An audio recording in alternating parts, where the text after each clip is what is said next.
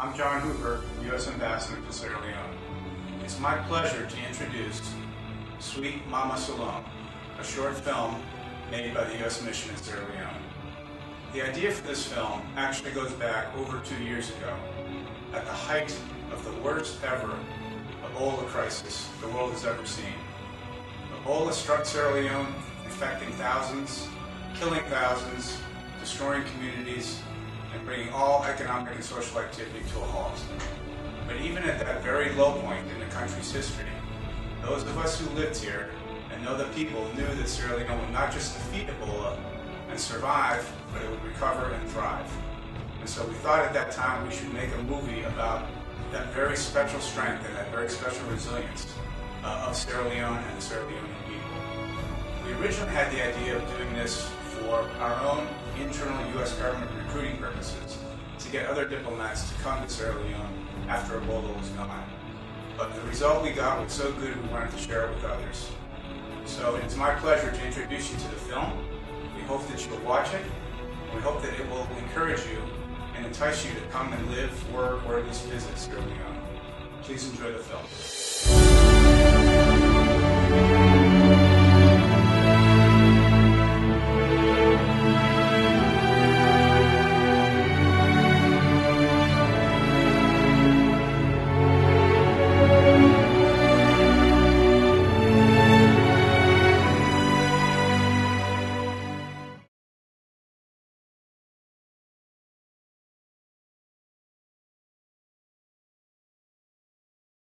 Our people say a mango is still a mango, even if half eaten by bats, for it can regenerate, bearing even sweeter mangoes.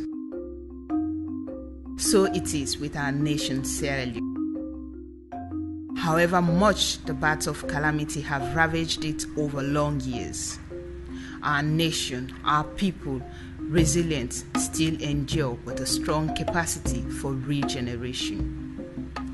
They still keep their humanity, their disposition for love, forgiveness, kindness, reconciliation, friendship, sunshine, and laughter. But in the unfolding of our history, there was a time when we were simply a peaceful, hard-working people, content in our ways, our traditions, customs, and religions. And then the Europeans came in the mid-15th century. Things were never the same again. They were mostly traders who exchanged manufactured goods like swords, household wares, and ready-made clothes for gold, ivory products, camwood, cow hides, and beeswax. Some of the European traders stayed on the coast and married Sierra Leonean women. Gradually, more and more Europeans came to buy slaves whom they took to the Americas to work mainly in plantations between the 17th and 18th centuries. The trade in slaves was known as the transatlantic slave trade. It was a horrible experience for the people of Sierra Leone, tearing families and homes apart and devastating entire communities. The slaves suffered untold cruelty and hardships throughout their journey to the Americas. But as a people, we survived the horrors and terrible devastation of the slave trade. Our people say the longest and darkest night ends in the welcome light of daybreak. That is to say, no hardship lasts forever. So, the slave trade ended in the late 18th century, but only to be replaced immediately by colonialism with its own share of mixed blessings. With one hand, the Europeans introduced Western education, developed our physical and social infrastructure, generated a booming trade, and fostered economic development. They built a railway, roads, schools, and introduced a Western-style administrative system. But, with the other hand, they took political control, exploited our natural resources, and denigrated some of our traditional practices and values. Again, we survived the dark side of colonialism, just as we had survived the horrors of the slave trade.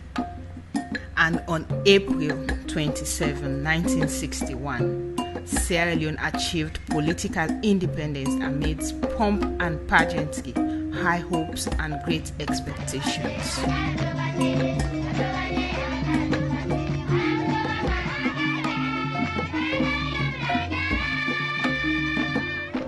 But independence brought its own challenges too. The country suffered political instability characterized by violence and a series of military coups and counter-coups, followed by a long period of one-party dictatorship marked by rampant corruption, misuse of state funds, long-term economic and social decline, as well as social injustice. As if that was not enough, the rebel war broke out in 1991. The rebels claimed that their aim was to liberate the people from economic hardship and political oppression. Of course, they are not soldiers. These are freedom fighters. But they turned out to be the worst scourge that fate had ever inflicted on this country. They resorted to unspeakable terror tactics to cow the populace into submission and force the government out of power. The community of West African states sent peacekeepers to Sierra Leone and patiently brokered the Lome Agreement, bringing an end to the conflict there. Yet, we survived again as a people, as a nation. And another long dark night of an 11-year horror ended in the welcoming daylight of peace, symbolized by the burning of weapons in 2002. But oh yeah, just as we were getting back to our feet and putting the war in its proper place in the past, the deadly Ebola virus disease struck in 2014. In some ways, it was as horrible and deadly as the rebel war, infecting over 8,000 and killing more than 4,000 people. The socio-economic machinery of the country was brought almost to a grinding halt. All resources were directed towards surviving and defeating the deadly disease. Well, for our now all too familiar refrain, we have survived again. The World Health Organization declared Sierra Leone Ebola-free on November 7, 2015. The country's Ebola epidemic officially over. Sierra Leone now enters a monitoring period. We are bouncing back again, just as we have done so many times in the past after one disaster or another. So, what makes us so resilient, so upbeat, so ready to shake off terrible experiences like water off a dog's back and move on? A quick general look at the country and its people should provide the appropriate context for examining this question. Sierra Leone is situated in the west coast of Africa between the republics of Guinea and Liberia, and bordered to the south and southwest by the Atlantic Ocean. The climate is tropical and humid all year, with the dry season between November and April. It is very hot and dry during this season, except for the coastal areas, which are cooled by sea breeze. The dry, dusty Harmattan wind blows across the country from the Sahara in December and January. The rainy season occurs between May and October. While it rains in varying intensity all through the season, rainfall is heaviest between July and September. Sierra Leone is a beautiful country with its exquisite natural topography of mountains, hills, valleys, rivers, and the Atlantic Ocean decked by luxuriant rainforest, mangroves, palm-fringed white sandy beaches, and azure waters. There is also an abundance of wildlife, including exotic insects, a variety of bird species, chimpanzees, pygmy hippos, and forest elephants. Rich in mineral resources, the main industrial activity is mining, with the country having some of the world's most valuable diamond mines, as well as deposits of gold, bauxite, rutile, iron ore, and titanium ore. But it is agriculture that makes up for over 2/3 of the workforce, who grow coffee, cocoa, palm kernels, nuts, and ginger as cash crops, along with rice, bananas, and cassava as staples. The fishing industry also makes an important contribution to the economy. Despite its agricultural, mineral, and marine potentials, years of corruption, bad governance, political instability, and civil war have left the country one of the world's poorest. It is continually ranked in the bottom percent of the UN Human Development Index. With a population of just over 7 million, Sierra Leone is a multi-ethnic society with 18 ethnic groups. The majority of people in Sierra Leone still live a traditional way of life. Traditional and religious leaders preserve social order guided by customs, traditions, and religious beliefs and principles. Here, respect for leaders, elders, and all authority figures is still ingrained in the psyche of the people. Open challenge of elders or authority figure is frowned upon. It is rude to stare and worse still to hold the gaze of an older person. Secret societies are a fundamental part of Sierra Leonean culture. The two big societies, the Poro Men's Secret Society and the Bondo Women's Secret Society, play a pivotal role, especially during initiation ceremonies. Upon reaching puberty, children from the two genders are taught the essential skills and knowledge important for their role within society by these two institutions.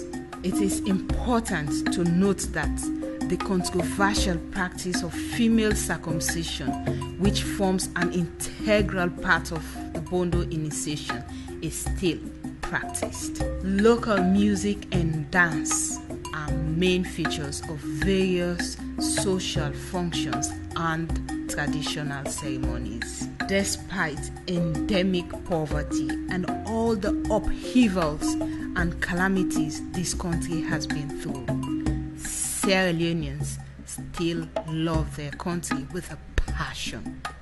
They fondly and proudly refer to it as Sweet Salone. Many people, nationals and foreigners alike, consider Sierra Leone as one of the friendliest countries on the continent. Here, smiling, hospitable locals greet you even for the first time as if you are a long-lost friend or a family member. And smiling, hospitable locals go out of their way to take you around or see you safe and comfortable in your destination. And this characteristic of the Sierra Leonean is not just towards strangers, even among citizens from one part of the country to another or different places within the same locality. Sierra Leoneans enjoy the smiling sunshine and hospitalities of their compatriots. When you have a flat tire or your car gets stuck in the mud, or have difficulty maneuvering your car through a difficult terrain, there would always be willing people at hand to help you. Another noteworthy characteristic of the Sierra Leonean is their belief in God. The overwhelming majority of Sierra Leoneans are either Muslims or Christians who easily resign their faith to God, seeing any good or ill that befall them as a trial from God. And this brings us back to the main focus of our story. What makes us so resilient, so upbeat, so ready to shake off terrible experiences like water off a duck's back?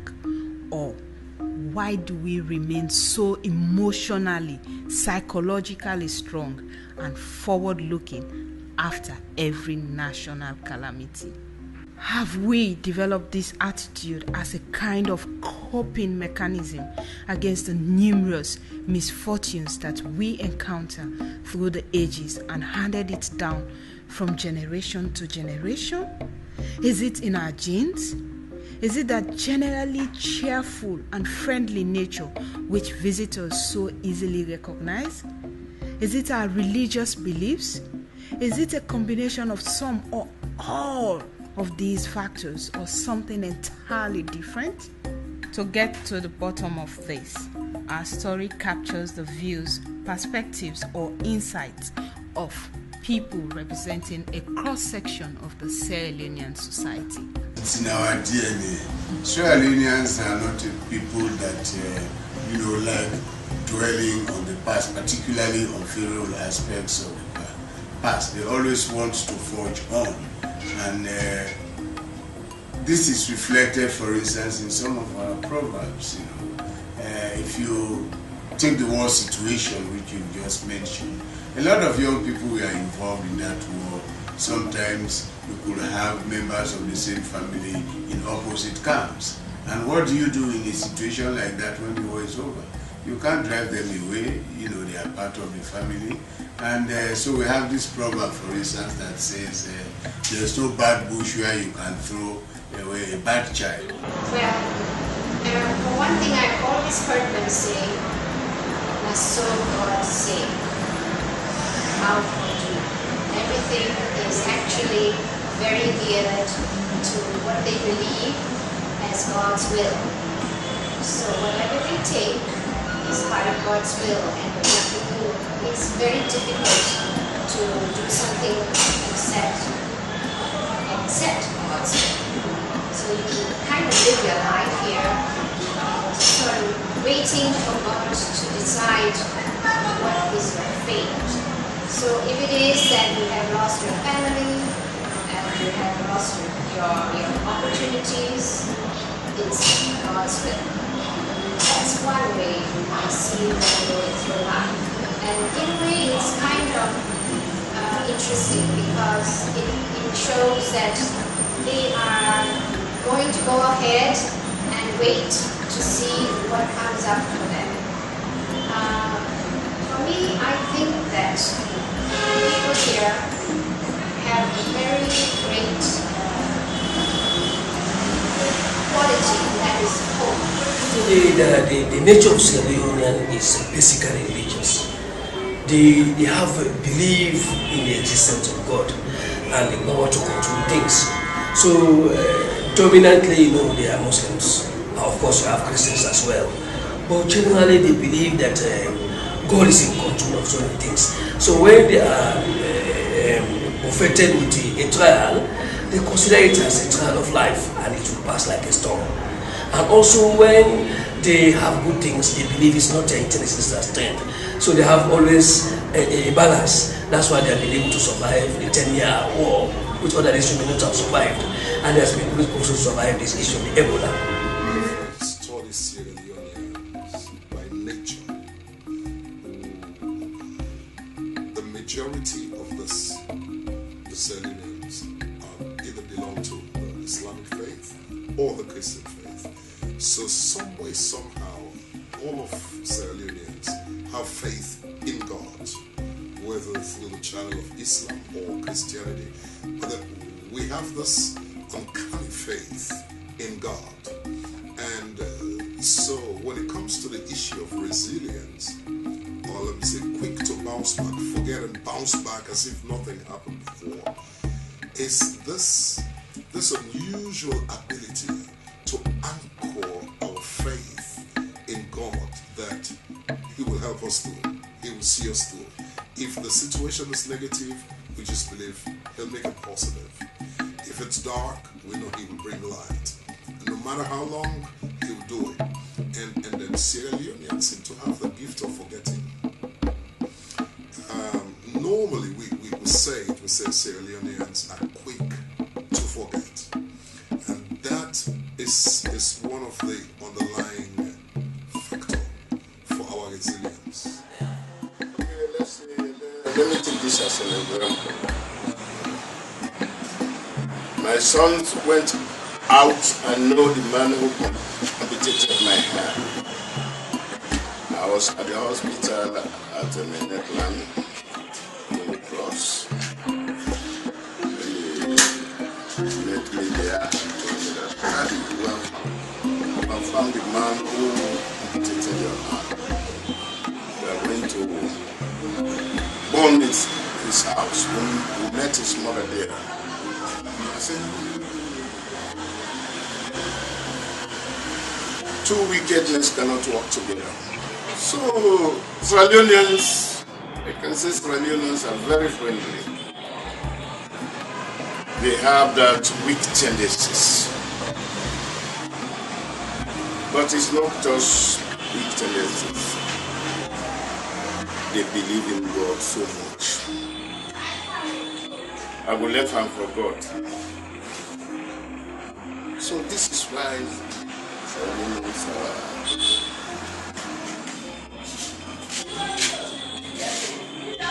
are so good to resilience.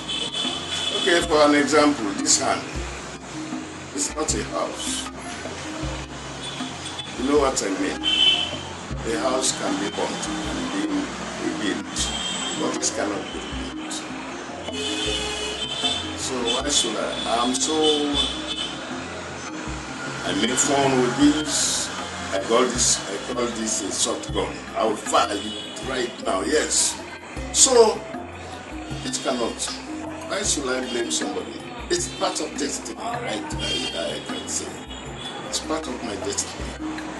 Before God created me, each one of us have a register before God. And all what will happen to you when you come to this world is there in the register. So this has been written on my register. So when you go there, you will come here with a single hand now, but not with two hands. So the belief that we have within our minds about the Almighty God. So it's easily for Israel to forget about things.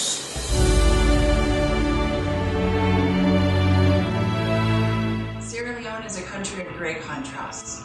In the space of a day, you can literally go from the ocean to the mountains, from blazing sunshine to thunderous rainstorms.